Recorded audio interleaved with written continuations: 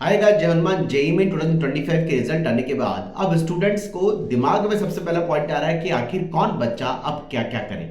सबसे पहले तीन तरह के केस बन रहे हैं।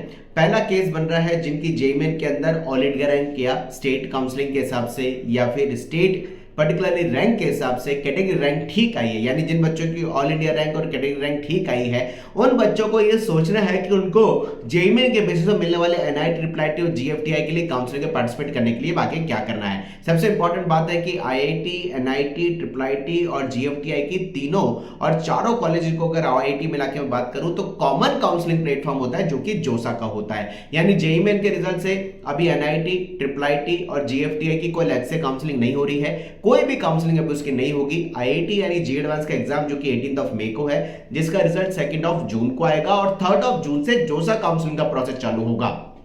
यानी जेईई मेन के रिजल्ट पर मिलने वाले एनआईटी, ट्रिपल आईटी और जीएफटी की काउंसलिंग आईआईटी की काउंसलिंग के साथ जोसा काउंसलिंग के साथ में टाइम पे चालू होगी, जो कि आपकी 3 जून से होगी। यानी आपको रिजल्ट को संभाल के रखना है और अगर आपको जोसा काउंसलिंग में पार्टिसिपेट करने का वेट करना है तो 3 जून से काउंसलिंग का प्रोसेस चालू होगा।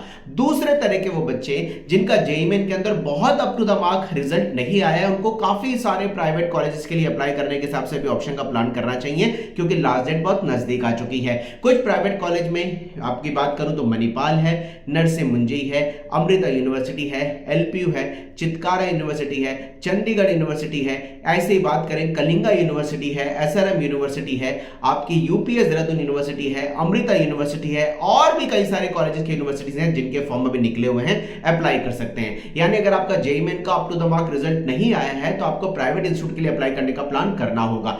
तीसरे तरह के वो बच्चे जिनको एनआईटी, ट्रिपल आईटी में ब्रांचेस अच्छे मिलने की संभावना कम है, तो वो जेईई मेन के बेसिस पर कई सारे अच्छे कॉलेजेस के फॉर्म्स निकलेंगे, जिनमें एलएमआईटी जयपुर है, थापर है, जेपी नोएडा है, निर्मा यूनिवर्सिटी है, जैक दिल्ली के थ्रू मिलने वाले DTU, NSIT, triple IT Delhi है, ट्रिपल आईटी बैंगलोर है। अगर हम बात करें अगर बहुत अच्छा परसेंटाइल ट्रिपल आईटी हैदराबाद है। इन सारे कॉलेजेस के लिए अप्लाई करना होगा। इन सारे कॉलेज के अप्लाई करने के लिए अभी एग्जाम के लिए फॉर्म नहीं आपका निकल, मतलब एग्जाम नहीं देना पड़ेगा, फॉर्म आपको जेईई मेन के बेस पर अलग से भरना पड़ेगा, तभी आप काउंसलिंग के लिए एलिजिबल हैं।